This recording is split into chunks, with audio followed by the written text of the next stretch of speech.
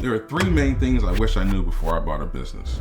The first one is that the owner or the person I bought the business from, aka the seller, has probably forgotten more about the business than I knew about the business the day I bought it.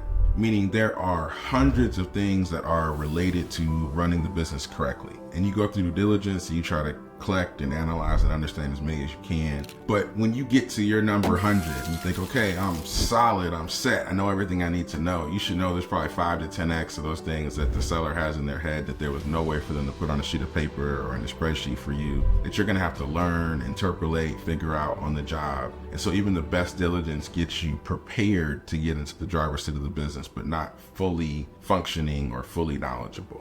The second thing is there are things the seller just can't or won't tell you. And I don't even think this is under the guise of being malicious or being mischievous. It's just the fact that the supplier of the business is having a hard time and may go out of business. It's just not something someone's going to divulge in due diligence. The fact that the controller is sick with disease that they don't have to divulge because of HIPAA laws, and you're going to have to replace that person, is not something they're likely to divulge during due diligence. The fact that the building that they own is having a foundation creak and you're probably going to have to do some foundation work. These kind of things a reasonable person would not tell you. Now, you may be pounding the laptop or the TV screen saying, why won't they tell me, Elliott? I'm just telling you that when somebody is presenting the best picture of a business, these things that are not clearly material to the business but kind of also there and messy are not going to be shared. I mean, again, think about going to the used car lot. The fact that the right front tire has a slow leak in it should not be something you expect to be told on the lot when you're buying the car. The third thing that I wish I would have known before I bought a business is that there are going to be things that are going to happen day one, week one, month one, that nobody could have predicted, that you may get frustrated at the seller for not having an idea what's going to happen. But the seller probably had no idea this was going to happen. It's just the nature of small business. Markets change, people change, the local environment changes, competitors change, people do people stuff. And so you're going to get in and think, okay, well, I have just enough to handle the business, the operations, the unknowns. Let's go.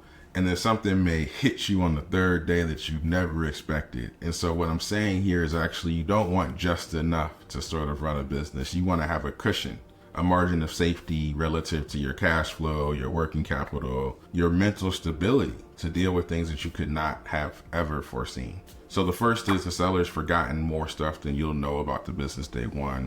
Second is that the seller, there are things that are real about the business that you should not expect a reasonable seller to tell you. And the third is that there will be things that show up that nobody could have predicted that you're still going to have to handle now that you're the responsible party. And so make sure you don't have just enough for the task, but have some cushion so that you actually have enough for the stuff that you know is coming, and then that piece of stuff that you have no idea is coming, but certainly will show up.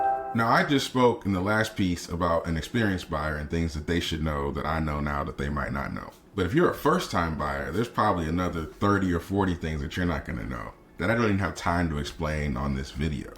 Negotiating in free space, negotiating with somebody older than you, negotiating with lenders, how covenants work on a bank loan, how default interest rates work on a debt note, how employees think about this new money coming into a business. I could go on for days, hours, weeks.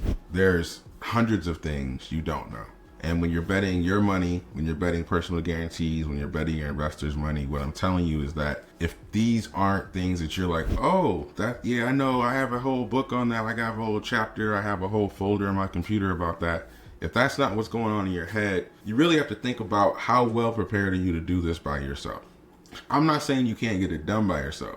That's not what I'm saying. I'm saying if success is a 7-figure acquisition and 2 to 3 times your money in 5 to 7 years, and failure is you betting a bunch of your money and somebody else's money going to the whole 7 figures, taking another probably 10 to 15 years to get back to where you were the day before you did the deal, and then showing back up and saying, gosh, I wish I would have listened to Elliott's video. If that's something that concerns you, don't do it alone. There are advisors in every main section of this business acquisition game that can help you go from, I just started and know 10 to 25% of this, to expert level, your top 10% in the world with the help of your advisor, and you can get this 7-figure thing done in a way that doesn't put your family at risk. This is not the kind of thing to do it alone, and not the kind of thing to hear one person off in some corner of the world that did it alone and think that's representative of the whole set of business buyers or successful business acquisitions. Because until you've seen a graveyard of people who were not successful, you truly haven't faced the realities of the challenges that are in this amazing wealth building opportunity called business acquisition.